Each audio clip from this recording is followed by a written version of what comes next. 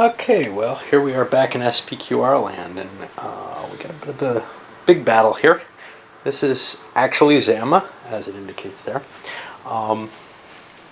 This, I think, is the last of my Second Punic War battles.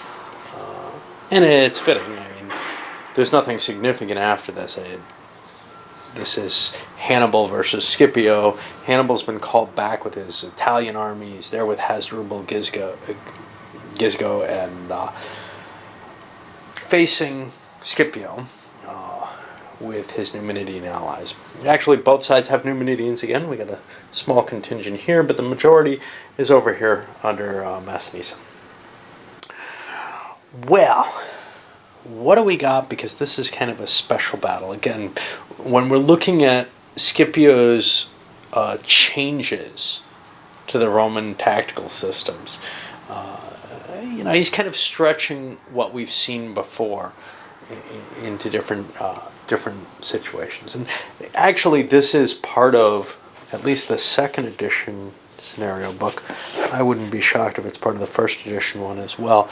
I haven't looked to see what, if anything, was added. But obviously, the Consul for Rome expansion should have included this if this wasn't part of the original game. So I'm assuming this is part of it. In fact, I'm assuming everything in here carried over from the first. It's just a little bit cleaner because they got rid of some of the finicky stuff in the rules. Okay. So, what do we got? Well, for one thing, like most of these battles, there was dispute about what was there and who and how. And one of the big questions is how many elephants and how they were used, blah, blah, blah. The scenario as written suggests using 16 elephants, a line across here, but the authors, it sounds more like Berg here than Herman, but sure they had some agreement on this, seem to make an argument that corresponds more to Delbrück's view of things, which is that the elephant line was pretty much there to prevent the infantry from having trouble. And I may give them a couple more just to stretch that out a little bit. Give them a few more elephants to fill that out. Delbrück's view is actually that there's quite a few fewer elephants than is even present on the field here, but the scenario suggested giving them something like 16 of these. Let's see what I've just given them. I'm going to extend it just a little bit. So now I've got 1, 2, 3, 4, 5, 6, 7, 8, 9, 10, 11, 12. Less than what the scenario suggested, but if you had 16 of them, they could very easily split up and take out the Roman cav. And this is an interesting battle for one very significant reason, which is the Romans actually have more cav here. They're Numidian allies, and this is null cav. The cav starts, I think, about here. But still, that's a much more significant wing than what they have of Numidians. And then the Roman side outnumbers what they've decided to use as sacred band cav for the Carthaginians. I feel like efforts were made to balance this a little bit, because if you give the Roman army with its powerful infantry abilities the addition of a cav superiority, this is going to be over very quickly. However, well, historically, it appears that Hannibal actually made something of a fight of this. Now, the Carthaginians have a kind of interesting force beyond the elephant question and their cav. They have sort of a mixed medium infantry force. Then the levies back here, who are mixed in with some light infantry, and then the old guard from Italy itself. Now, one of the special rules in this game, or in this scenario, allows the let's see where it is. It's this levy retreat and the old guard rally. If this line, this second line, pushes back against what qualifies as old guard, this third line, there's a chance that the third line will rally that second line. There's also a chance they'll destroy it and take a hit themselves. Basically, as soon as something routes against them, they can make a tactical quality check against the old guard unit, and that can rally the levy unit. Okay, that's cute. Hannibal's elephants, I have to mark them here, they should all be depleted to indicate they're a little weaker. That's not a big deal. I can actually probably remember that. Beyond that, there's not a lot there. They don't have their elephant screen of archers, so they have a little bit less firepower. Not a huge effect, I don't think, because as an offensive weapon, that's not useful at all. It's useful as a defensive. Elephants haven't been terribly valuable, though, as an offensive or defensive weapon that we've seen. They make an argument against, but then more or less set it up this way. This is the standard manipular checkerboard, but I think it's Polybius who states that the Romans formed channels for the elephants to run through. And this very clearly sounds like Byrd arguing that it's just a bunch of hogwash when it comes down to it. And I don't know. Polybius is not always terribly believable anyway, so I'm willing to take it either way. What about the Roman army? Well, other than this vast Numidian contingent under Massinissa, we also have 2 good legions, high quality, and some additional cohort units attached, extending the Triarii line, as well as extending the actual base legion units. Now, these are going to operate under the same color restrictions that the legion units are operating under, which means it's going to be a little more, they can't do pass-throughs and stuff like that as easily. They can't be activated together except in line commands and stuff like that. What are we going to see? Extra additional rules. So Scipio apparently made a lot of noise and scared the elephants away. And there's another special rule for that, which allows once per game Scipio to make every elephant make a tactical quality check. And this could just, cause chaos in the army. You probably want to do it as they're already making tactical quality checks. Scipio has to use a line command in order to do this, but he has 2, and I think he can use one of his 2 for this. As to leaders, it's kind of interesting because they both have an elite leader marker, and I don't know how that's supposed to be resolved. I'm going to have to look in the rules to see if there's a special case to handle that, because it is a really... I've never seen that before, and I thought the scenarios were all built so that would never happen. Because the way the elite leader rule works is, hey, you got one special action at the beginning of each turn if you want it. Well, if they both have it, what's up? I don't know. And I may have to actually try to guess at that because I don't want to look things up ever if they're not in my rules. Okay. Any other special rules here? Not really.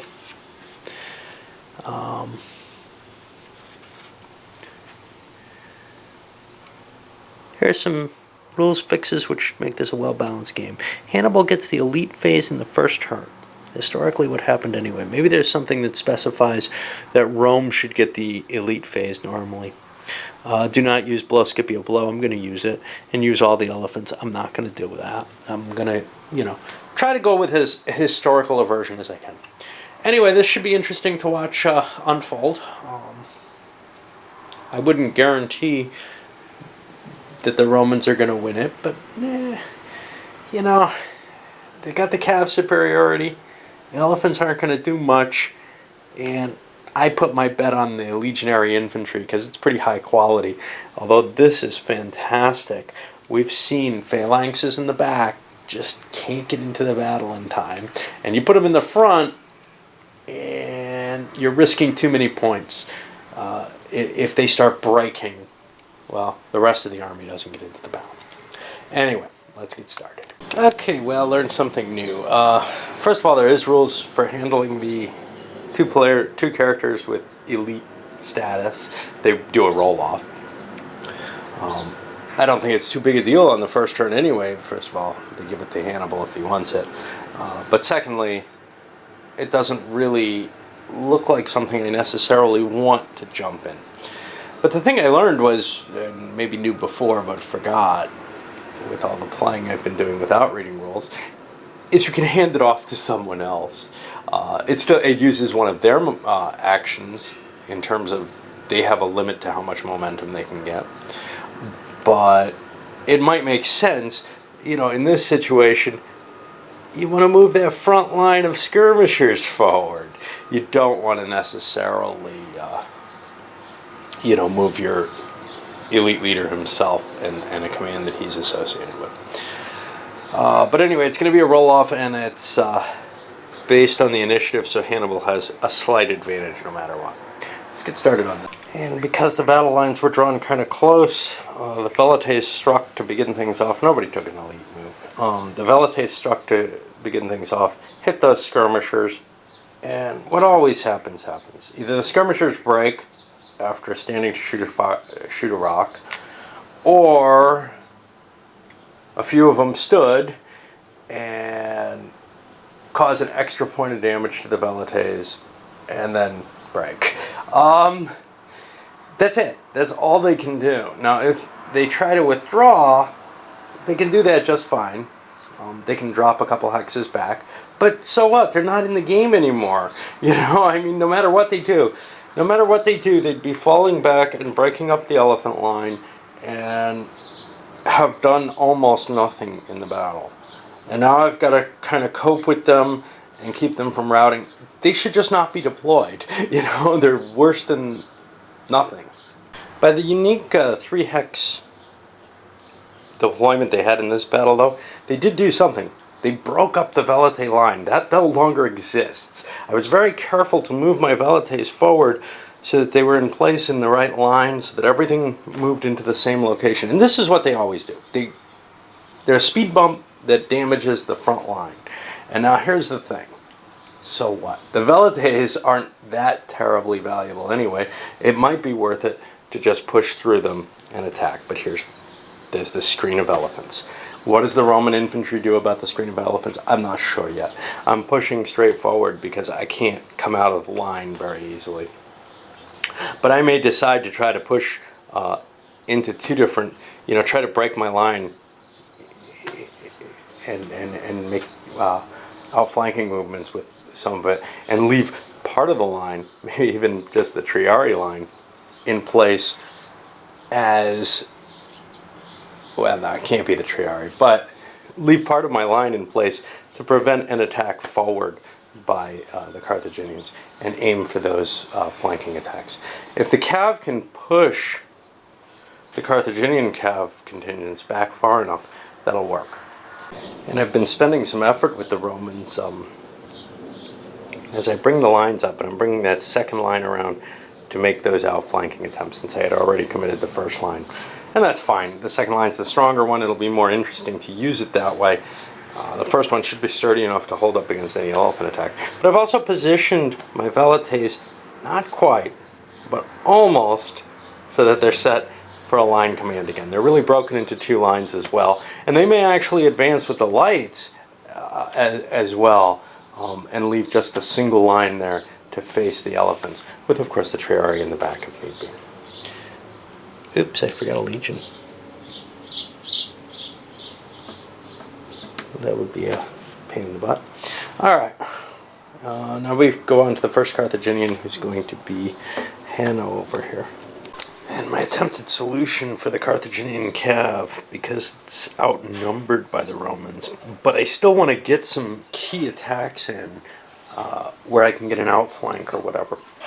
Well, I just popped one over to hit this with an outflank. That may be horrible. The Roman cav may be able to eliminate that and then move forward and, handle them kind of in a piecemeal fashion, but trying to go straight in at the range I'm at is bad. So if the Romans come up to eliminate this, they'll be exposing cav flanks, which then the heavies can go into maybe next turn. We'll see. At least that's my theory here, right? All right. Well, Lilas sent his cav forward. He sent forward a few just to kind of provide a screen for the one that did attack. Well, that one ended up chasing the heavy cav that it hit off the board, so it's now gone. Which will reduce the total number of cav if they have to chase all the Carthaginians off, which is one of the arguments is that Hannibal thought maybe he'll be able to pull the Roman cav off the field by having it defeat his cav. I don't see that as even though that's what happened, I don't see that as a terribly valid argument. If you're outnumbered, certainly in this game it doesn't work because only one cav will chase the one it defeated in general. So you'll still have this outnumbering. You'll still have some cav left that you can hit the flanks with. All right, well that was Lilas, and now we continue on, I guess, with, looks like Hasdrubal's next. I don't see anyone else. Okay, so I moved forward with these Numidian cavalry, and I have to be careful. Somebody caught me because I always say Numidian, and obviously that's not what it is. I got a few really bad pronunciations in there. It's good to catch them so they don't look quite as much of a fool as I really am. All right, so anyway, they moved forward and did kind of the skirmisher move, threw their javelins, turned around and moved back. Because with them, I don't want to leave them exposed for Massinisa's forces to come forward. I just want to try to do what damage I could. And I, managed a couple tactical quality hits. Probably not worthwhile. Yeah. Actually, advancing as far as I did probably hurt more than had I just stayed back. But they had to go. And Scipio, he's not as restricted by the Triarii line. Now, this isn't as impressive as, say, the last couple battles where he's been able to play with them in significantly odd ways. Here, he's still got a line, but they're allowed to move and he's allowed to use them. He also used some other abilities that I didn't remember that the commander has and got very used to not using, such as moving 2 stacked units as though they're 1. So he was able to catch up some of these units that I didn't know, that I kind of accidentally left behind. But he also pushed forward the cavalry, he pushed Lilas forward, and is positioning the Romans in much better position to attack here on next turn. Okay, we still got Massinissa though, and we still got good old Hannibal left. Okay, well, Massinissa moved forward, got 1 strike in, but otherwise just positioned his forces for that outflanking maneuver. Now, he got a momentum, but it didn't do him any good because Hannibal jumped in, trumped him, took 2 momentums. Now, what Hannibal's doing is he's sliding his troops in kind of this staggered fashion. We saw Scipio do this, I think, in the last battle. One of the last couple battles, Scipio did something like this. Well, Hannibal's doing it now, trying to extend so that, this is kind of cheap, but so that he can get around the cav advantage, basically by not presenting a single solid phalanx type style unit. This is going to get rid of his advantage for bolstering these with the old guard, but it allows him to move his old guard up and have his phalanx kind of right in the center in the front where it can actually just fight once. I don't know how well that's going to work because the Romans have a lot of depth to their army, but between trying to protect the flanks with the cav, I'm doing what I can to try to push this a little bit more in Carthage's favor. One of the things Hannibal did otherwise is he launched a couple elephants and drove some of those lights away. I've already rallied everything, and we're set up for the next turn. Got a total of 9 points. And let's see what the casualty values are. I'll write this all down in a little moment, but 230 for Rome, only 160 for Carthage, with Hannibal worth 25 if wounded. If killed, the game is over. All right, well, I'm going to load this one up, and I guess we'll see. This is going to be a big one.